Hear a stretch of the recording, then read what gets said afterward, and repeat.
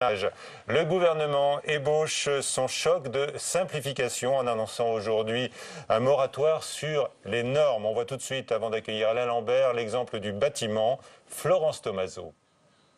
Lutter contre l'inflation normative, c'est le projet de François Hollande pour relancer l'activité économique aujourd'hui ralentie. Le mot d'ordre, simplification. Nous allons faire un choc de simplification. On va réduire de 3 fois les délais pour les constructions, 2 fois pour les contentieux. Ça, c'est pour le logement. Parmi ces 400 000 normes contraignantes, recensées par le chef de l'État, bon nombre concernent le BTP. Pour construire un immeuble de bureau ou d'habitation, les architectes doivent en permanence ajuster leurs plans. On pense dans le logement notamment aux normes sur l'accessibilité, aux normes, aux réglementations thermiques, aux réglementations de sécurité. Donc il y a un empilement de normes qui parfois se contredisent même. Et si elles partent en général d'attentions tout à fait louables, par exemple l'accessibilité pour tous, qui est une chose extrêmement positive. Après, dans leur façon de s'appliquer, d'être édictées, ces normes sont parfois soit contradictoires, soit vraiment négatives.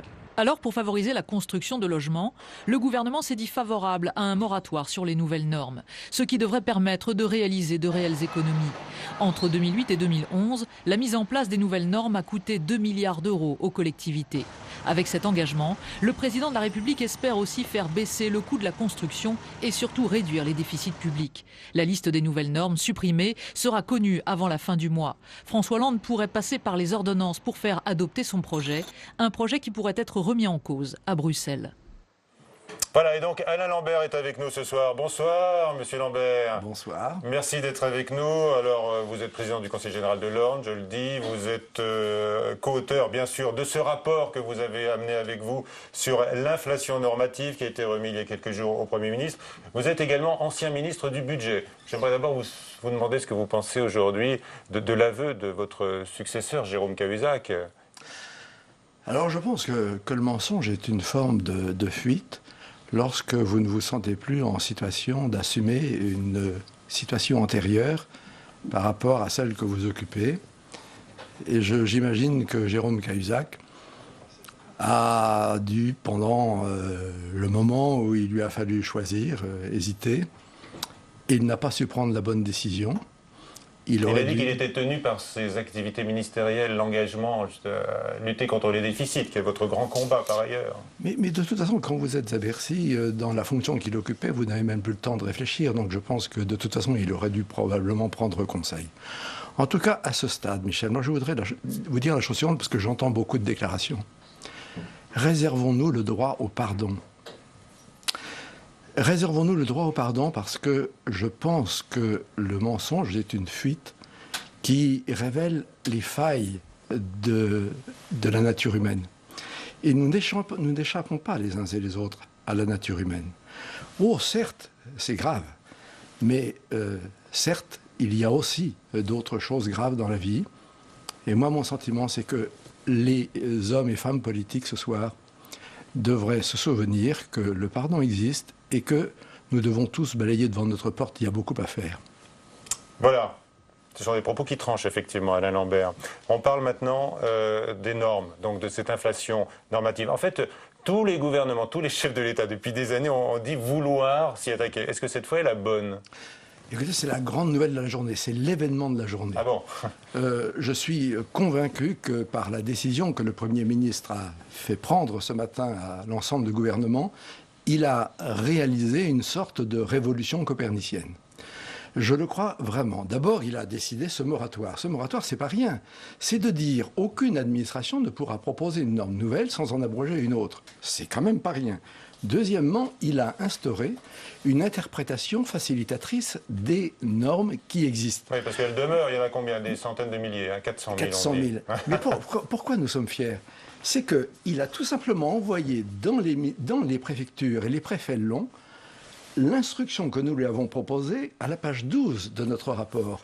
Notre rapport lui a été remis mardi dernier, et aujourd'hui, cette instruction que nous ne savions pas obligatoirement prête à être décidée, est déjà envoyée dans les préfectures. Quels effets bénéfiques donc, rapide et à court terme. Est-ce que vous en attendez?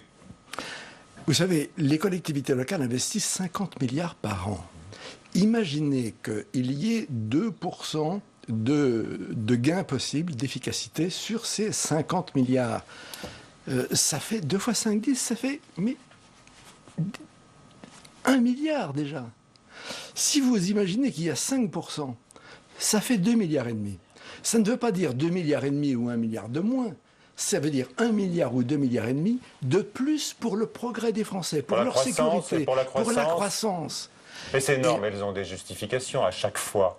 Est-ce qu'on va lâcher la garde, je ne sais pas, sur des questions de sécurité physique, de sécurité alimentaire ou autre, de sécurité des bâtiments? Ce qui ne va pas en France, ça n'est pas l'objectif poursuivi par la norme, c'est la manière dont elle est rédigée.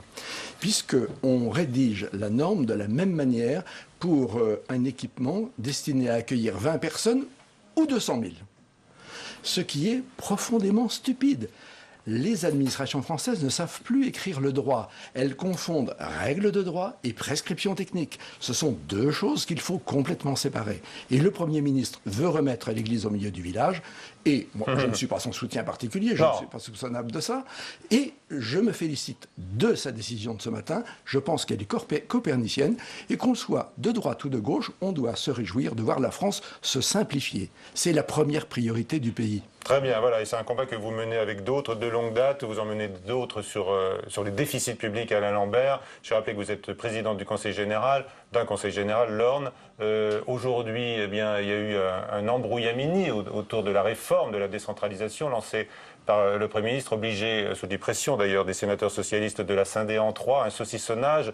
On a l'impression pour ne fâcher personne. Vous qui dirigez un département, est-ce que vous seriez prêt à sacrifier le département ?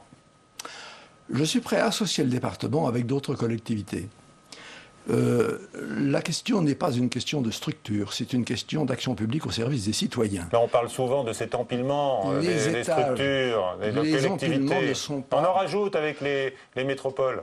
Les empilements ne sont pas à leur propre service, ils sont au service des citoyens. Il faut donc que leur organisation réponde aux besoins des citoyens d'aujourd'hui, non pas d'il y a 2 siècles. Donc, en conséquence, rien n'est tabou. Et sur le fait que cette loi puisse être renvoyée à plus tard, c'est plutôt une bonne nouvelle, parce que je pense que le texte n'était pas en état d'être exécutoire comme il était. Donc il faut discuter.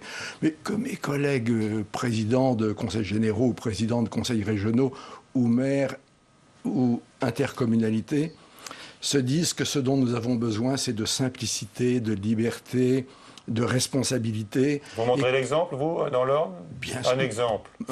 L'exemple, stabilisation en valeur de la masse salariale. Ben, si vous croyez que c'est facile à faire, c'est très difficile à faire. Je réunis mes fonctionnaires et je leur dis, écoutez les amis, on ne peut pas, nous, augmenter nos dépenses alors que nos concitoyens voient leurs revenus soit baisser, soit s'effondrer. Je n'ai pas de leur part de réaction négative. Ils me disent que ça va être difficile. Et rien qui puisse freiner votre investissement public dans le département. Au contraire, notre idée, c'est de plutôt réduire le fonctionnement pour pouvoir accroître l'investissement. Je n'ai pas beaucoup changé depuis que vous m'invitez, Michel. C'est vrai, on vous a connu, bien sûr, ici, sénateur, bien sûr, Alain Lambert. Merci d'avoir été avec nous ce soir. C'est la fin de ce 19h. Je vous retrouve demain à 22h, Sonia Mabrouk, pour le prochain journal, avec là encore d'autres réactions, sans doute de nature différente sur le rebondissement du dossier Cahuzac. À suivre sur la chaîne parlementaire Assemblée nationale d'Ocadoc. Moi, je vous retrouve donc à 22h45 pour Preuve par 3. Notre invité sera la ministre de la Famille, Dominique Bertinotti. Bonsoir.